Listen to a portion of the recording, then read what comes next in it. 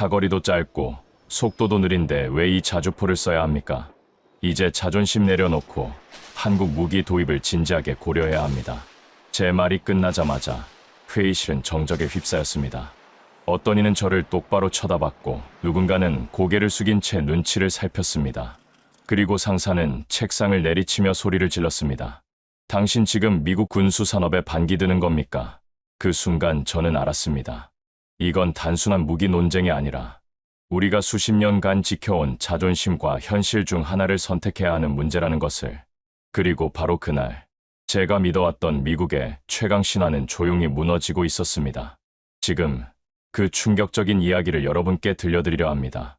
사연 시작 전 구독과 좋아요로 대한민국 방산을 응원해주세요. 저는 마크 톰슨입니다. 미 육군 82공 수사단 공정포병연대에서 군 생활을 보냈습니다. 이라크 전쟁 당시 저는 바그다드 남부 포병 중대 소속으로 배치되어 있었습니다. 그때 우리는 F-16과 AH-64 아파치 헬기의 화력 지원 덕에 전장을 지배할 수 있었습니다. 하늘에선 완벽했지만 땅에서는 달랐습니다. 적의 은폐된 진지를 향해 포병이 지원을 요청받을 때마다 우리는 망설였습니다. 사거리, 속도, 반응 시간, 모든 면에서 한 박자 느린 우리 자주포가 문제였습니다. 당시 미군이 사용하던 M109A6 팔라딘 자주포는 겉보기에 강력해 보였지만 실제론 1960년대 기술 기반의 일부 개량이 가해진 복고풍 무기였습니다. 최대 사거리는 약 30km 수준이었습니다. 오늘날 전장의 표준이 40-50km를 넘나드는 현실에서 턱없이 부족했습니다. 엑스칼리버 같은 정밀 유도탄으로 보완을 시도했지만 한 발당 가격이 일반 포탄의 수십 배에 달했습니다. 양산에도 한계가 있었습니다. 중대장님, 적 박격포 진지를 제압해야 합니다. 소대장이 급하게 보고했습니다. 하지만 우리의 포격 범위는 적의 공격 지점에 닿지 못했습니다. 적은 우리 사거리 밖에서 안전하게 공격을 가할 수 있었고 우리는 속수무책이었습니다. 이런 상황이 반복되면서 부대 내 사기는 급격히 떨어졌습니다. 이게 무슨 포병이냐는 자조 섞인 말들이 나오기 시작했습니다. 포병이라는 병과 자체에 대한 회의감까지 들었습니다. 더 심각한 문제는 장전 시스템이었습니다. M109A6의 수동 장전 시스템은 155mm, 포탄 하나를 장전하는데 숙련된 병사라도 최소 2-3분이 걸렸습니다. 포탄 무게만 40kg 넘어 병사들의 체력 소모도 심각했습니다. 이 무거운 걸 언제까지 손으로 나르고 있어야 합니까? 포수들이 불평하는 소리가 끊이지 않았습니다. 지속 사격 능력은 기대하기 어려웠습니다. 전투 지속성에서 치명적인 약점이었습니다. 사격 후 진지 이동 시간은 더욱 문제였습니다. 적의 역습을 피하려면 슈센스쿠 전술이 필수인데 우리 자주포는 사격 후 철수 준비만 10분 이상 걸렸습니다. 그 사이 적의 반격포 사격에 노출될 위험이 컸습니다. 우리는 앉아있는 오리나 다름없습니다라고 포대장이 말할 정도였습니다. 실제로 몇 차례 적의 반격으로 위험한 상황에 처한 적이 있었습니다. 2000년대 중반 우리는 이를 해결하고자 크루세이더, LOSC, ERCA 같은 신형 자주포 프로젝트를 추진했습니다. 하지만 하나같이 실패했습니다. 가장 유망하던 ERCA는 58 구경장 포신을 장착해 100km 사거리 목표를 세웠지만 포신 내구도가 버텨내지 못했습니다. 연속 사격 시 포신이 과열되어 변형되는 현상이 반복됐습니다. 개발진은 수년간 해결책을 찾으려 노력했지만 결국 포기할 수밖에 없었습니다. 또 실패입니다. 개발 담당자가 무력하게 말했습니다. 수십억 달러가 허공으로 날아갔습니다. 크루세이더 프로젝트는 무게 과다로 취소됐고 LOSC는 기술적 한계로 중단됐습니다. 미군의 차세대 자주포 개발은 연속된 실패의 연속이었습니다. 그때서야 미 국방부는 외부 해법을 찾기 시작했습니다. K9이라는 이름이 테이블에 오르기 시작했습니다. 이미 폴란드, 노르웨이, 핀란드, 호주 등 유럽과 아시아 각국이 도입했고 실전 검증까지 끝난 무기였습니다. 특히 폴란드에서의 운용 성과는 놀라웠습니다. 러시아 국경 인근에서 실시한 실사격 훈련에서 K9은 뛰어난 성능을 보여줬습니다. 심지어 나토 내부에서도 왜 우리는 이걸 안 쓰지? 라는 말이 나올 정도였습니다. 기술과 성능에서 검증된 정답이었습니다. 그러나 미국은 망설였습니다. 내부 평가 자료엔 우수하나 미국 교리와 상충이라는 애매한 문장이 반복됐습니다. 구체적으로 어떤 부분이 교리와 상충하는지에 대한 명확한 설명은 없었습니다. 저는 불안함을 느꼈습니다. 실용적이어야 할 군이 정치와 자존심이라는 이름의 족쇄에 발목을 잡히고 있다는 사실에 말입니다. 현장에서 매일 낡은 장비와 씨름하는 저희 같은 일선 부대원들에게는 그런 정치적 계산이 무의미했습니다. 포탄 장전하는 데만 5분씩 걸리고 적 위치를 잡아도 사거리가 모자라서 못 쏜다고요? 이게 무슨 전쟁입니까? 부하들이 한탄하는 소리를 들을 때마다 마음이 아팠습니다. 병사들의 생명이 걸린 문제인데 정치적 고려가 우선되는 현실이 답답했습니다. 반면 K9에 대한 해외 평가 보고서들은 달랐습니다. 52구 경장 포신으로 40km 이상 사거리, 자동 장전 시스템으로 분당 6에서 8발 연속 사격 후 1분 내 진지 이탈 가능했습니다. 특히 K10 탄약 운반차와 연계하면 완전 자동화된 탄약 보급이 가능하다는 점이 혁신적이었습니다. 이건 우리가 꿈꿔왔던 자주포 시스템입니다. 라고 제가 동료에게 말했습니다. 하지만 상부의 반응은 냉담했습니다. 한국 무기가 우리보다 좋다는 게 말이 되냐는 식의 반응이 대부분이었습니다. 기술적 검증보다는 감정적 거부감이 앞섰습니다. 미군의 포병 전력은 분명 위기에 놓여 있었습니다. 수십 년간 항공전력에만 의존한 결과 지상 활용은 구식이 되었고 병사들은 매번 빠르게 움직이는 적의 위협 앞에서 무력감을 느꼈습니다. 변화가 절실했습니다. 그리고 저는 확신했습니다. K9이 그 해답이 될 수 있다는 것을 말입니다. K9 자주포는 우리가 필요로 하던 모든 조건을 갖춘 무기였습니다. 52구 경장 포신, 최대 사거리 40km 이상, 15초 내 급속 사격, 그리고 무엇보다 탄약 보급 자동화가 가능한 K10 장갑차와의 연계 운용이 가능했습니다. 현장에서 이보다 실용적인 무기체계를 본 적이 없었습니다. 해외에 파병된 미군 병사들 사이에서도 저 자주포는 진짜다라는 말이 돌기 시작했습니다. 한번 운용해본 부대는 대체가 어렵다고 했습니다. 저는 그들의 말에 깊이 공감했습니다. 폴란드군에서 파견 근무를 했던 제 동료 잭슨 중령은 K9의 성능을 직접 목격한 후 이렇게 말했습니다. 톰슨, 이건 정말 다른 차원의 무기야. 우리가 지금까지 써왔던 건 장난감 수준이었어. 그의 눈빛에는 확신이 가득했습니다. 실제로 폴란드에서 실시된 나토 합동훈련에서 K9은 독일의 PGH-2000이나 프랑스의 K사를 압도하는 성능을 보여줬다고 했습니다. 그래서 기대했습니다. 드디어 미군이 실용주의로 돌아와 현장을 중심으로 한 결정을 내릴 줄 알았습니다. 수년간의 실패한 개발 프로젝트들을 뒤로하고 검증된 기술을 받아들일 때가 됐다고 생각했습니다. 하지만 우리의 기대는 보기 좋게 무너졌습니다. 미 국방부는 돌연 M10952라는 개량형 프로젝트를 들고 나왔습니다.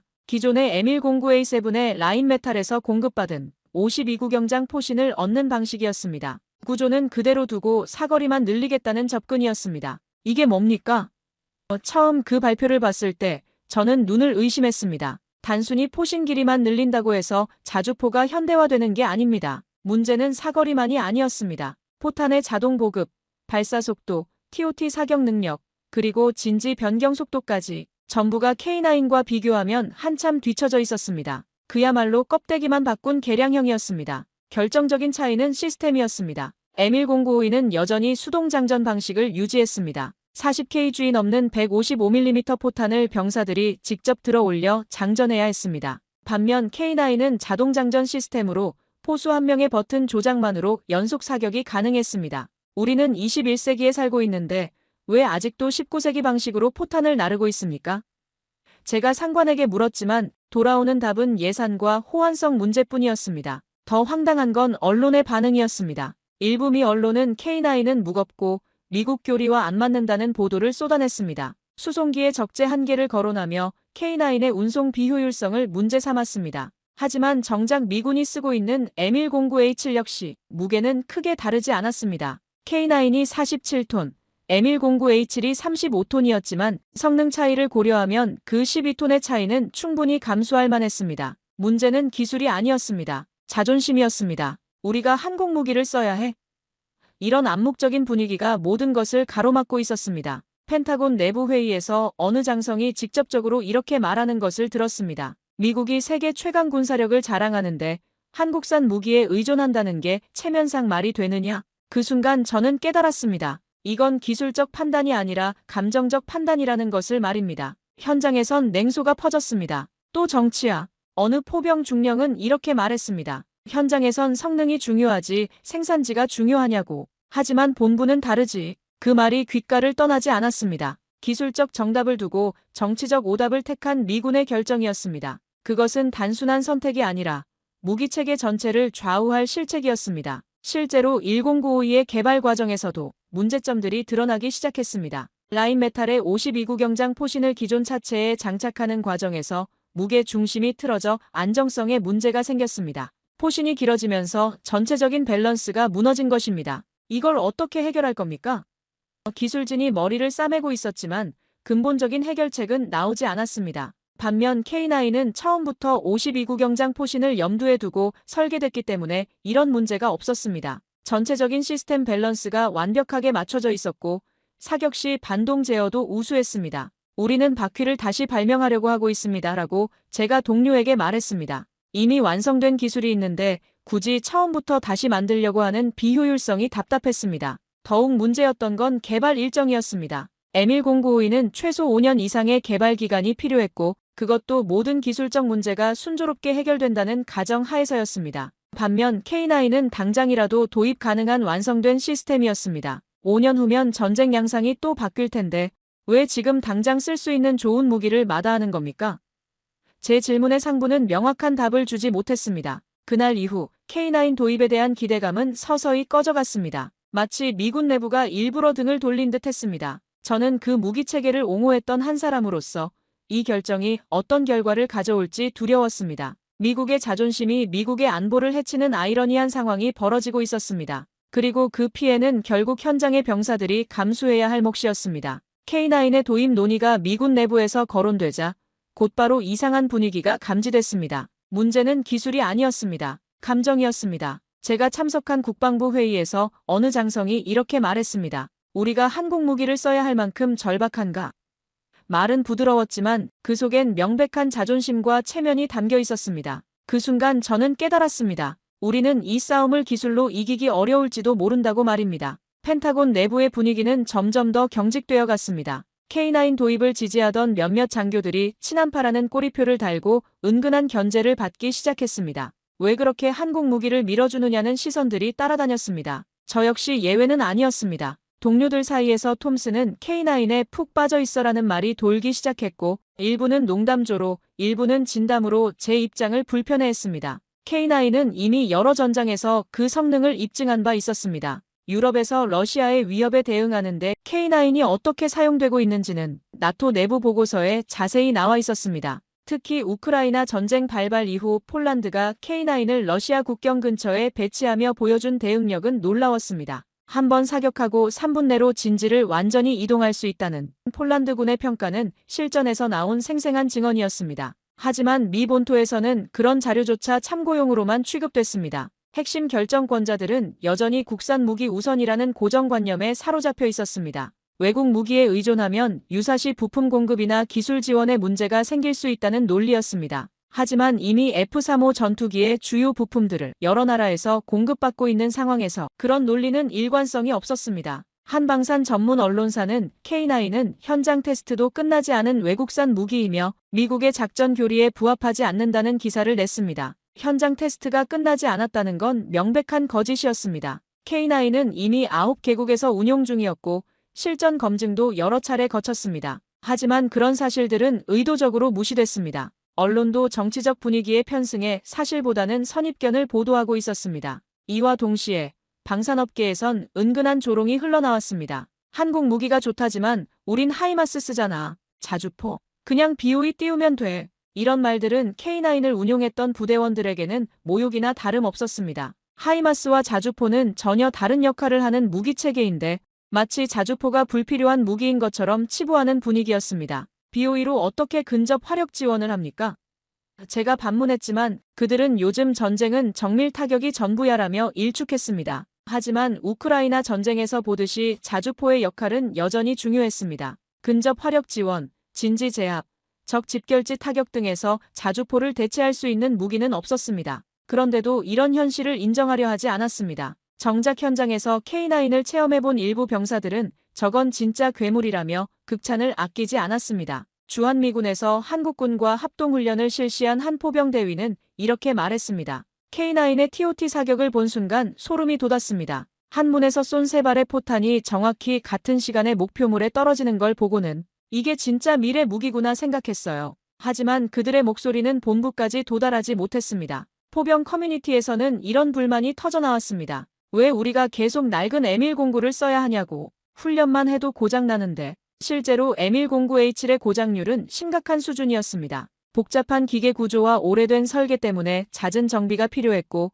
부품 수급도 원활하지 않았습니다. 반면 K9은 모듈화된 설계로 정비성이 뛰어나고 가동률도 높다는 평가를 받고 있었습니다. 그 무렵 한국 언론에선 미군이 K9 도입을 검토 중이라는 보도가 나갔습니다. 이를 두고 일부 미군 장성들은 공개석상에서 불쾌함을 드러냈습니다. 아직 아무것도 결정된 건 없다는 단호한 부정이었습니다. 마치 우리가 먼저 손 내밀 일은 없다는 듯한 태도였습니다. 그 모습을 보며 저는 답답함을 느꼈습니다. 군사적 판단보다 감정적 반응이 앞서는 상황이었습니다. 심지어 한국이 제안한 K-10 탄약 운반 장갑차와의 세트 운용에 대해서도 과잉 대응이라는 평가가 뒤따랐습니다. 이 무기체계를 직접 써보지도 않고 복합 자동화 시스템이라는 장점을 지나치다는 말로 치부해버린 것입니다. K-10의 자동 탄약 공급 시스템이 얼마나 혁신적인지, 병사들의 생존성을 얼마나 높여주는지에 대한 이해가 전혀 없었습니다. 우리는 복잡한 시스템을 원하지 않는다는 게 공식 입장이었습니다. 하지만 F-35나 아브람스 전차는 얼마나 복잡한 시스템입니까? 복잡성 자체가 문제가 아니라 외국산이라는 것이 진짜 문제였습니다. 이런 이중잣대를 보며 저는 미군의 판단력에 대해 의문을 갖기 시작했습니다. 그때 저는 뼈저리게 느꼈습니다. K9이 넘어야 할 장벽은 단지 성능 검증이 아니라 자존심이라는 보이지 않는 철벽이라는 것을 말입니다. 기술은 진심으로 설득할 수 있지만 자존심은 체면을 건드리는 순간 벽이 됩니다. 그리고 지금 우리는 그 벽 앞에서 철저히 무시당하고 있었습니다. 미국의 안보보다 미국의 자존심이 더 중요해진 상황이었습니다. 2023년 봄, 저는 한국의 군산에서 열린 국제실사격 훈련에 초청받았습니다. 공식 명분은 나토 자주포 성능 비교 참관이었지만 속내는 K9의 실체를 직접 확인하라는 것이었습니다. 회의실에서 듣는 수치보다 현장에서 느끼는 충격이 더 크다는 걸 상부도 알고 있었던 것입니다. 저는 회의적인 마음으로 한국행 비행기에 몸을 맡겼습니다. 과연 한국 무기가 그렇게 대단할까? 라는 의구심을 품고 말입니다. 인천공항에서 군산까지 가는 길에 만난 한국군 관계자는 의외로 겸손했습니다. 성능에 대해서는 직접 보시고 판단하시기 바랍니다. 우리는 과장하지 않습니다라고 말했습니다. 미국 방산업체들이 보통 과장된 홍보를 일삼는 것과는 대조적이었습니다. 그 차분한 자신감이 오히려 더 인상적이었습니다. 뭔가 다른 무언가가 있구나 하는 예감이 들었습니다. 훈련장에 도착했을 때 K9 부대는 이미 배치 완료 상태였습니다. 47톤짜리 거대한 차체가 일렬로 늘어선 모습은 확실히 위압적이었습니다. 하지만 진짜 놀라운 건 그 다음이었습니다. 시작하자마자 포문이 열렸습니다. 첫 발이 발사됐습니다. 그리고 15초 후 둘째 발, 또 15초 후 셋째 발이 연이어 나갔습니다. 그리고 정적이 흘렀습니다. 제가 고개를 돌렸을 땐 이미 세 발의 포탄이 목표 지점에 동시에 낙탄됐습니다. TOT 사격이었습니다. 한 문의 자주포에서 연속으로 발사한 포탄이 공중에서 각기 속도를 조절하며 정확히 같은 시점에 표적에 떨어지는 기술이었습니다. 이는 숙련도와 기계 정밀도가 극한까지 맞춰졌을 때만 가능한 고난도 사격이었습니다. 미군의 M109로는 상상도 할 수 없는 수준이었습니다. 저희는 그런 정밀 사격을 위해서는 최소 3대의 자주포가 필요하다고 생각해왔습니다. 이건 예술입니다. 그 순간 저는 숨을 삼켰습니다. 제 옆에 있던 독일 기술 고문도 같은 말을 중얼거렸습니다. 이건 단순한 무기가 아니었습니다. 하나의 체계였고 하나의 철학이었습니다. 포병이 추구해야 할 이상적인 모습이 바로 저기에 있었습니다. 빠르고 정확하고 치명적이면서도 우아했습니다. 그리고 곧바로 등장한 또 다른 주인공이 있었습니다. 탄약 보급 장갑차 K-10이었습니다. 완전 자동화된 시스템으로 포탄을 빠르게 보급하고 병력 개입 없이 자주포와 연계 운용되는 모습은 미국에선 상상도 할 수 없는 수준이었습니다. K-10이 K9 옆에 다가가자 기계적인 정밀함으로 탄약 이송이 시작됐습니다. 병사 한 명도 차량 밖으로 나오지 않았습니다. 모든 것이 자동으로 이루어졌습니다. 저게 정말 가능한 일입니까? 제가 한국군 관계자에게 물었습니다. 40kg짜리 포탄을 완전 자동으로 이송한다고요?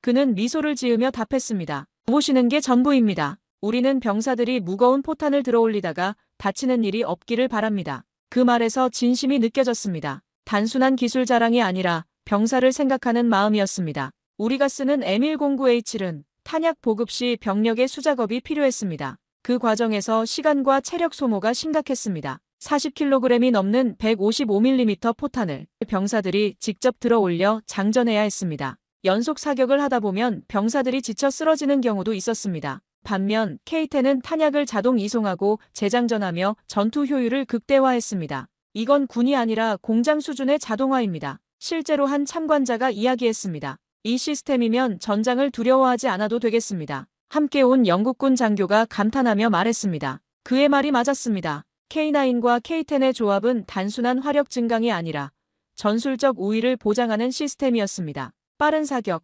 신속한 보급, 즉각적인 진지 이동이 하나로 연결된 완벽한 체계였습니다. 이런 수준의 통합 시스템은 미군에서도 볼 수 없었습니다. 그리고 그 모든 것이 단순한 기술 자랑이 아니었습니다. 한국군 관계자는 이렇게 말했습니다. 우리는 병사들의 생존 가능성을 최우선으로 생각합니다. 그래서 자동화는 선택이 아니라 필수였어요. 그 진심에 저는 울컥했습니다. 이건 전투력의 문제가 아니라 병사의 삶과 죽음에 대한 태도 차이였습니다. 한국은 병사 한 명 한 명을 소중히 여기는 철학으로 무기를 만들고 있었습니다. 실사격이 계속되면서 K9의 다른 장점들도 드러났습니다. 사격 후 진지 이동 속도가 놀라웠습니다. 사격 명령이 끝나자마자 K9은 즉시 이동 준비에 들어갔습니다. 포신을 원위치로 돌리고 안전장치를 작동시키고 엔진을 가동하는 모든 과정이 1분 30초 만에 완료됐습니다. 우리 M109H는 최소 5분 이상 걸리는 작업이었습니다. 슈센스쿤 능력이 이 정도라니 제가 혼잣말로 중얼거렸습니다.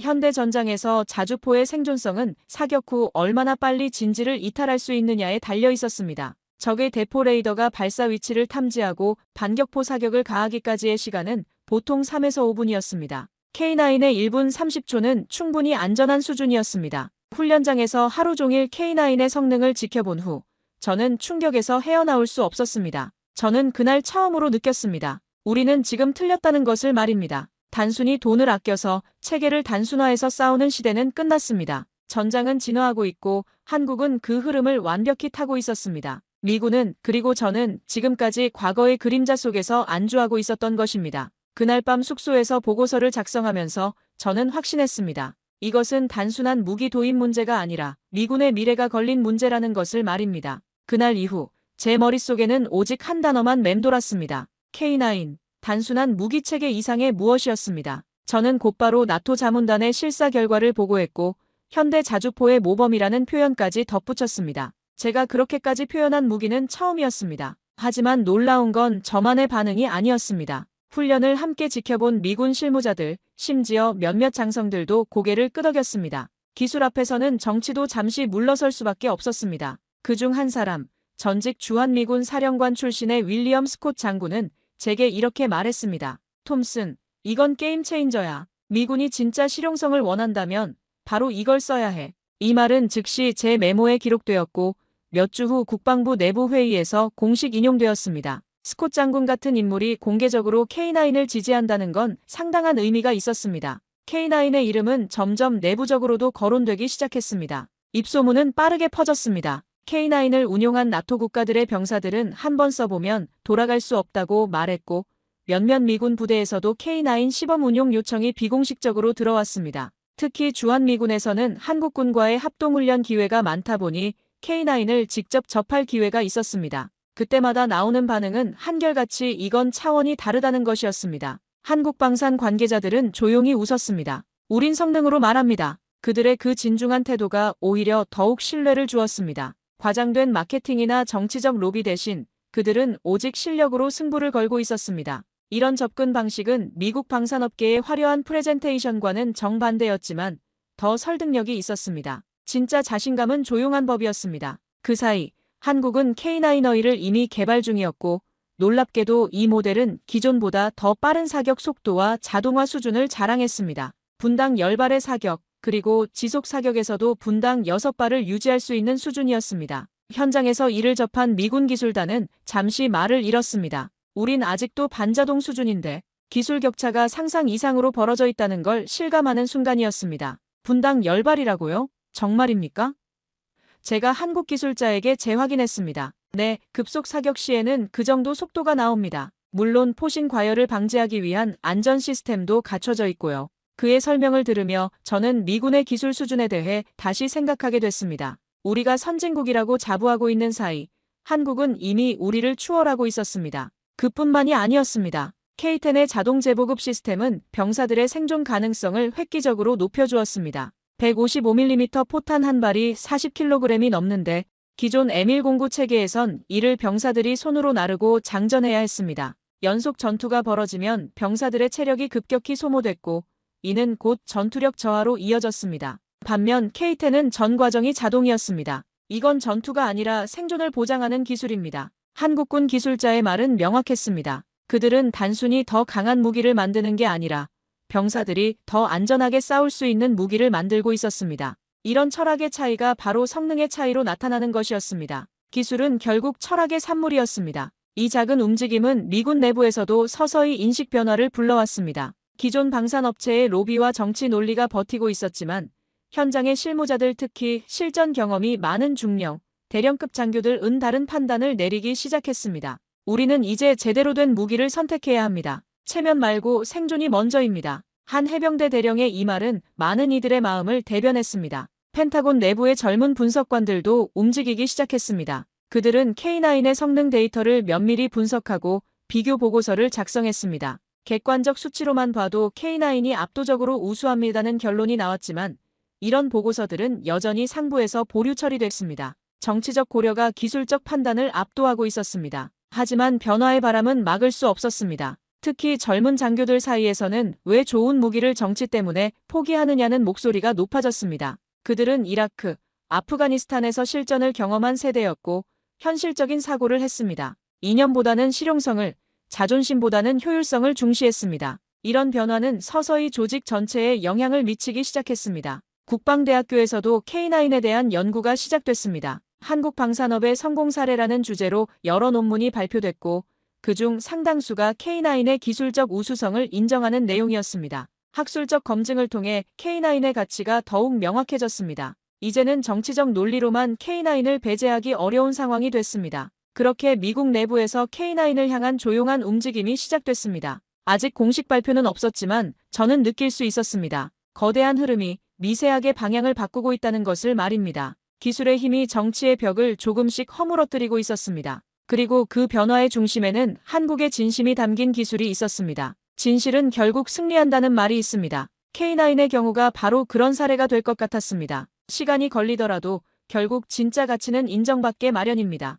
희망은 생각보다 짧았습니다. 미군 내부에서 K9 도입에 대한 논의가 본격화되던 시점, 갑작스러운 예산 삭감 소식이 전해졌습니다. 교리 미적합이라는 단서 하나로 K9 관련 항목이 국방 예산 초안에서 삭제된 것입니다. 명분은 그럴듯했습니다. 미군은 신속 기동과 공중 수송 중심의 교리를 따릅니다. K9은 무겁고 수송이 어렵습니다. 표면적으로는 기술적 이유였지만 우리는 모두 알고 있었습니다. 진짜 이유는 따로 있다는 걸 말입니다. 국방부 내부 회의에서 한 고위 관료는 이렇게 말했습니다. K9을 도입하면 그 다음은 K10, 그리고 장갑차 사업까지 이어질 가능성이 큽니다. 실제로 한국은 K2 전차, K21 장갑차, 수리온 헬기 등 다양한 무기 체계를 패키지로 수출하는 전략을 쓰고 있었습니다. 장갑차 사업은 수십조 원 규모로 이해관계가 얽힌 국내 방산 기업들의 입김이 거셀 수밖에 없는 사업이었습니다. K9을 받아들이는 순간 그 연쇄적인 흐름이 시작될까 두려워하는 이들이 있었습니다.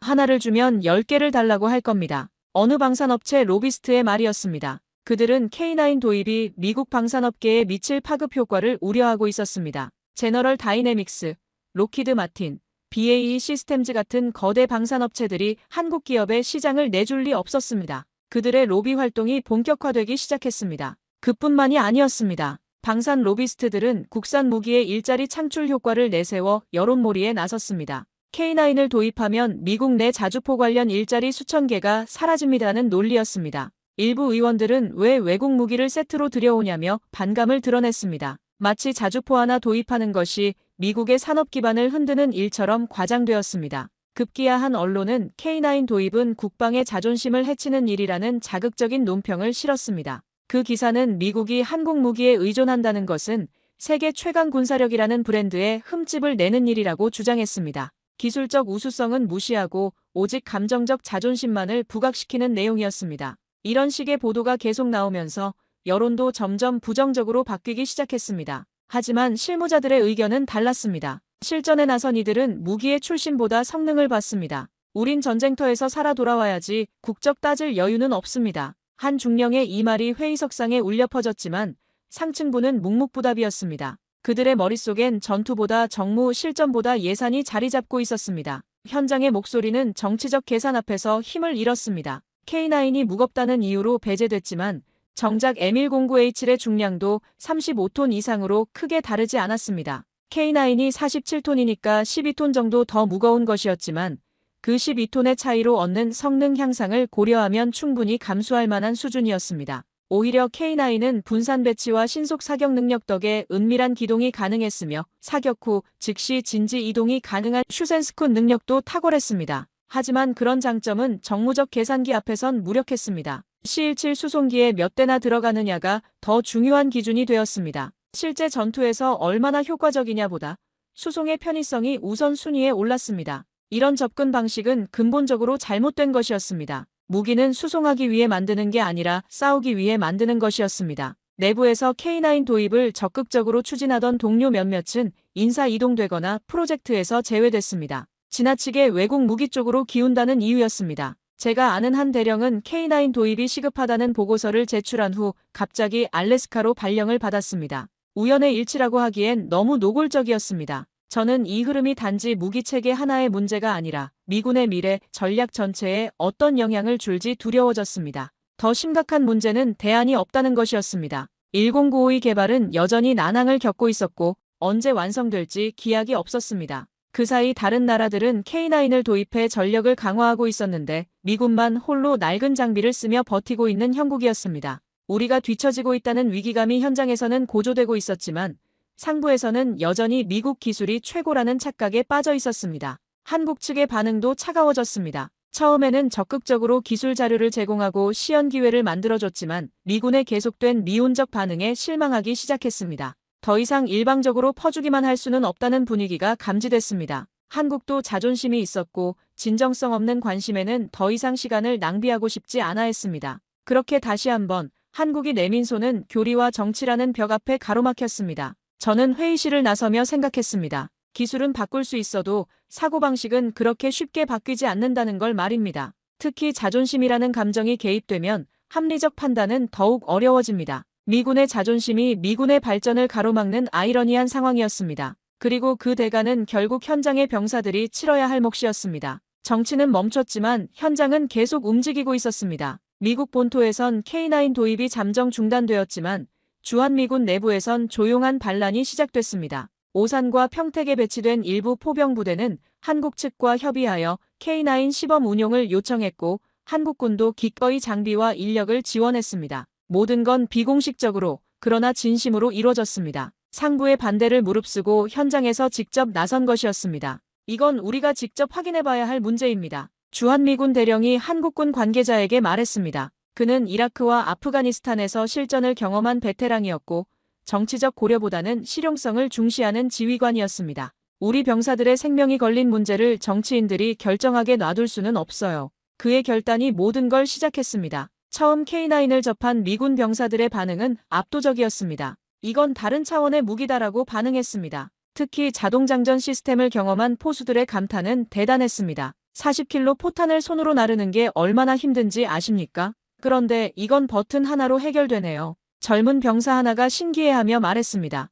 기계가 사람의 고된 노동을 대신해주는 것을 보며 그들은 미래를 보는 듯 했습니다. 훈련이 반복될수록 감탄은 확신으로 바뀌었고 어느새 우리가 써야 할 자주포는 이거다는 분위기가 퍼졌습니다. 포탄을 자동으로 재보급받고 지휘관이 명령만 내리면 15초 만에 3발이 동시에 목표에 떨어진다니 젊은 하사관 하나가 제게 털어놓은 말이었습니다. 그의 눈빛에는 흥분과 확신이 가득했습니다. 좋은 무기를 만났을 때 병사들이 보이는 자연스러운 반응이었습니다. 특히 TOT 사격을 경험한 병사들의 반응은 극적이었습니다. 한 대의 자주포로 이런 게 가능하다고요? 포대장이 믿기 어렵다는 표정으로 물었습니다. 기존의 상식으로는 이해하기 어려운 수준이었습니다. M109로는 여러 대가 협력해야만 가능한 정밀 동시 타격을 K9 한 대로 해낸 것이었습니다. 이거 하나면 우리 포대 전체와 맞먹겠는데요? 부포대장의 말이 과장이 아니었습니다. 그 소문은 미군 내부망을 타고 번졌습니다. 자주포 담당자들이 참여하는 내부 포럼엔 K9이야말로 진짜 전장에 적합한 무기라는 글들이 올라오기 시작했고 과거 K9 실사격 영상을 본 일부 유럽 장교들도 공개 지지 의사를 밝혔습니다. 폴란드, 노르웨이, 호주 등 이미 도입한 나라의 작전 사례는 더 강력한 근거가 됐습니다. 우리만 모르고 있었던 건 아닐까요? 한 분석관이 조심스럽게 말했습니다. 결정적인 계기는 나토 공동훈련에서의 연합사격이었습니다. 독일군의 PGH-2000과 나란히 진지에 배치된 K9이 TOT 사격을 시연하자 각국 장교들의 눈이 휘둥그레졌습니다. 이 속도와 정확성은 분명히 전장 양상을 바꿔놓을 수 있다. 특히 북유럽 사령부 소속 리투아니아 장교는 러시아의 장거리 포격전에 대응할 수 있는 유일한 시스템이라며 K9에 찬사를 보냈습니다. 실제 위협을 직면한 나라의 평가였기에 더욱 설득력이 있었습니다. 왜 미국만 이런 무기를 안 쓰는 거지? 캐나다군 장교가 의아해하며 물었습니다. 그 질문에 제가 답할 말이 없었습니다. 기술적 이유도 예산적 이유도 아니었습니다. 순전히 정치적, 감정적 이유였다고 말할 수도 없는 노릇이었습니다. 복잡한 사정이 있습니다라고 얼버무릴 수밖에 없었습니다. 그 무렵 저도 다시 국방부 회의석상에 섰습니다. 자료와 영상을 준비하며 저는 평범한 PPT가 아닌 현장의 소리를 들려주기로 결심했습니다. 정치적 수사나 기술적 수치가 아니라 병사들의 생생한 증언을 들려주고 싶었습니다. 그리고 말했습니다. 우리가 찾는 무기는 실전에서 병사의 생존을 보장할 수 있는 시스템입니다. 첨단 기술도 예산도 중요하지만 병사 하나 살리는 게 진짜 무기입니다. 그 순간 회의실 분위기가 미묘하게 바뀌었습니다. 더는 K9을 외산이라 폄하하는 목소리가 없었습니다. 모두 조용히 화면을 바라봤고 영상 속에선 K9의 포신이 천천히 고개를 들며 발사 준비를 마치고 있었습니다. 그 모습을 보며 몇몇 장성들의 표정이 진지해졌습니다. 기술 앞에서는 편견도 잠시 물러설 수밖에 없었습니다. 병사들의 반응이 어떻습니까? 한 장군이 물었습니다. 한마디로 표현하면 감동입니다. 자신들의 생존 가능성이 확실히 높아졌다는 확신을 갖게 됐다고 합니다. 제가 답했습니다. 그 말에 여러 장성들이 고개를 끄덕였습니다. 정치적 계산보다 병사들의 안전이 우선이라는 걸 모르는 군인은 없었습니다. 회의가 끝난 후 몇몇 장성들이 따로 저를 불렀습니다. 비공식적으로 더 자세한 자료를 검토해보고 싶다는 요청이었습니다. 표면적으로는 여전히 반대 입장을 유지하고 있었지만 내심으로는 K9의 가능성을 인정하기 시작한 것이었습니다. 변화는 이렇게 조용히 그러나 확실하게 시작되고 있었습니다. 사람들은 숫자보다 진심에 반응합니다. 그리고 그 진심이 결국 장벽을 흔들기 시작했습니다. 기술이 아니라 신뢰가 바로 전장을 바꾸는 힘이었습니다. K9을 둘러싼 정치적 벽이 조금씩 균열을 보이기 시작했습니다. 현장의 목소리가 마침내 상부에 도달하고 있었습니다. 2024년 봄, 드디어 미국은 움직이기 시작했습니다. 제한적이지만 K9어이를 미군 훈련용으로 도입해본다는 실험적 결정을 내린 것입니다.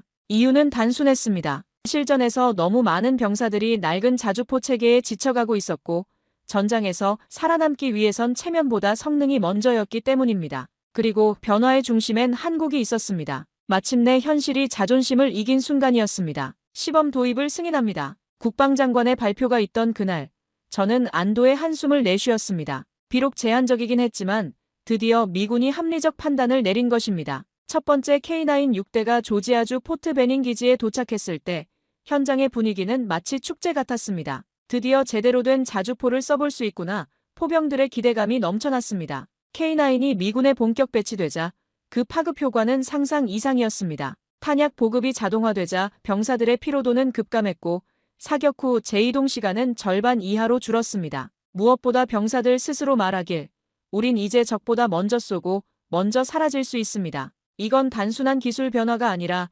전술적 패러다임의 전환이었습니다. 수동에서 능동으로, 방어에서 공격으로 사고방식 자체가 바뀌었습니다. 40킬로 포탄을 손으로 나르는 건 이제 옛날 얘기네요. 포수 존슨 상병이 웃으며 말했습니다. K9의 자동장전 시스템 덕분에 병사들은 더 이상 무거운 포탄을 들어올릴 필요가 없었습니다. 체력 소모가 줄어들자 지속 전투 능력도 획기적으로 향상됐습니다. 하루 종일 사격해도 지치지 않는다는 것이 현장의 공통된 평가였습니다. 더 놀라운 건 사격 정확도였습니다. K9의 고급 화력 통제 시스템과 자동 보정 기능 덕분에 첫발 명중률이 기존 M109 대비 40% 이상 향상됐습니다. 이제 탄약 낭비 걱정 없이 정밀 타격이 가능합니다라고 사격 통제관이 보고했습니다. 경제성과 효율성을 동시에 잡은 셈이었습니다. 여기에 한국은 멈추지 않았습니다. 차세대 자주포 K9 어삼의 개발이 본격화됐고 목표는 단순했습니다. 세계 최초 100km 사거리 자주포였습니다. 이미 미국조차 실패한 58구경장 포신을 완성하기 위해 한국은 포신 소재 개발, 내열 처리 기술, 그리고 무인 운용 시스템까지 투입했습니다. 우리가 못하면 누가 하겠습니까?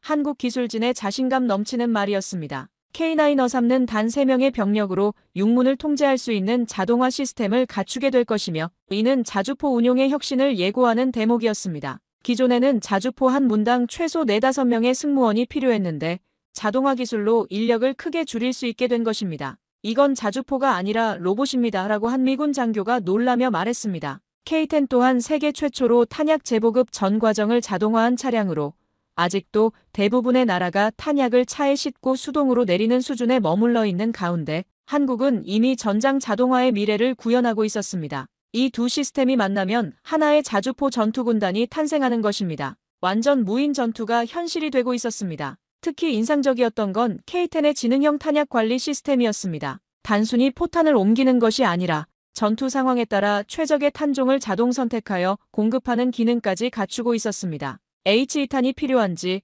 연막탄이 필요한지 시스템이 알아서 판단합니다라고 한국 기술자가 설명했습니다. 인공지능과 무기체계의 결합이었습니다. 그제서야 세계는 한국을 다시 보기 시작했습니다. 더 이상 방산 수출국이 아닌 전술과 기술의 기준국으로 말입니다. 미국 언론도 이제는 인정했습니다. K9은 미국이 외면할 수 없는 대안이며 실전에서 검증된 유일한 자주포 시스템이라고 보도했습니다.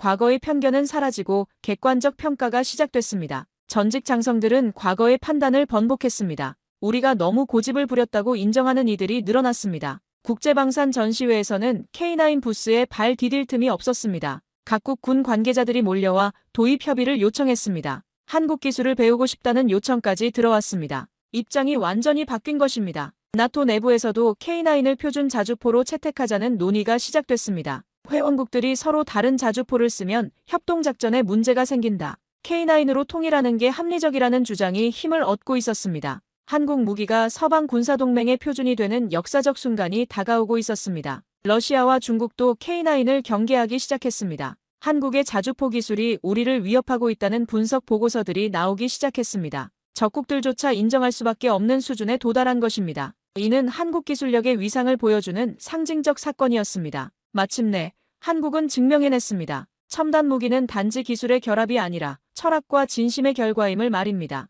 병사를 생각하는 마음, 현실을 직시하는 용기, 그리고 끝까지 포기하지 않는 끈기가 만들어낸 결과물이었습니다. 지금 세계가 K9을 바라보는 눈빛 속엔 더 이상 의심도 조롱도 없었습니다. 오직 존중과 감탄만이 남아있었습니다. 한국이 해냈다는 것이 제가 내린 결론이었습니다. 작은 나라가 큰 꿈을 이룬 것입니다. 그리고 그 성공의 비결은 기술이 아니라 진심이었습니다. 전장에서 진짜 필요한 무기는 눈부신 기술도 화려한 외형도 아니었습니다. 병사를 지키고 상황에 맞게 빠르게 반응하며 실전을 뚫고 살아남을 수 있는 무기입니다. 그 진심이 담긴 기술만이 전장을 바꿉니다. 저는 한국의 K9 자주포를 보고 그것을 확신했습니다. 단순히 좋은 무기가 아니었습니다. 전술적 실용성, 자동화 효율성, 그리고 병사 생존을 위한 섬세한 배려까지 K9은 전투가 아닌 사람을 중심으로 설계된 무기였습니다. 20년간 미군에서 복무하면서 수많은 무기를 다뤄봤지만 K9 같은 철학을 가진 무기체계는 처음이었습니다. 한국 기술진들이 추구한 건 단순한 성능 향상이 아니었습니다. 어떻게 하면 우리 병사들이 더 안전하게 임무를 수행할 수 있을까? 라는 근본적인 질문에서 시작된 기술이었습니다. 그래서 자동장전 시스템이 나왔고 자동 탄약 보급 시스템이 개발됐으며 신속한 진지 이탈 능력이 강화됐습니다. 미국이 K9을 외면했던 이유는 기술적 문제가 아니었습니다. 자존심이었습니다. 우리가 세계 최강인데 왜 남의 나라 무기를 써야 하느냐는 감정적 거부감이었습니다. 하지만 그 자존심 때문에 우리는 소중한 시간을 낭비했고 병사들은 더 오랫동안 낡은 장비로 위험한 임무를 수행해야 했습니다. 군인으로서 이보다 부끄러운 일은 없었습니다. 한국은 그 어떤 나라도 가지지 못한 진심을 무기에 담아냈습니다. 그 진심은 기술이 되고 성능이 되고 세계를 움직이게 했습니다. K10과 함께 구축된 자동화 시스템은 단순한 편의가 아닌 생명을 위한 배려였고 K9 어삼는 미국도 이루지 못한 100km 사거리라는 꿈을 향해 질주하고 있습니다. 한국이 보여준 건 기술력만이 아니었습니다. 올바른 방향성이었습니다. 무엇보다 인상 깊었던 건 한국이 과시하지 않았다는 점입니다. 자랑하지 않고 조용히 실력을 보여줬습니다. 누가 알아주지 않아도 묵묵히 기술을 쌓고 병사들의 입장에서 생각했습니다. 그 겸손 속에 담긴 단단한 신념은 결국 세계를 감동시켰습니다. 성능으로 말한다는 한국 기술진들의 철학이 바로 그것이었습니다. 말보다는 행동으로, 홍보보다는 실력으로 승부했습니다. 제가 알게 된 한국의 성공 비결은 세 가지였습니다. 그것은 현실을 직시하는 용기였습니다. 자신들의 한계를 인정하고 부족한 부분을 채우기 위해 끊임없이 노력했습니다. 둘째, 병사 중심의 사고였습니다. 무기를 만드는 사람들이 그 무기를 쓸 병사들의 고충을 진심으로 이해하고 있었습니다. 마지막으로 포기하지 않는 끈기였습니다. 미국이 외면해도 다른 나라들이 의심해도 자신들의 길을 묵묵히 걸어갔습니다. 저는 K9을 통해 많은 것을 배웠습니다. 진짜 강함은 힘에서 나오는 게 아니라 진심에서 나온다는 것을. 기술의 진보는 숫자가 아니라 철학에서 시작된다는 것을. 그리고 작은 나라라도 올바른 방향으로 꾸준히 노력하면 세계를 바꿀 수 있다는 것을 말입니다.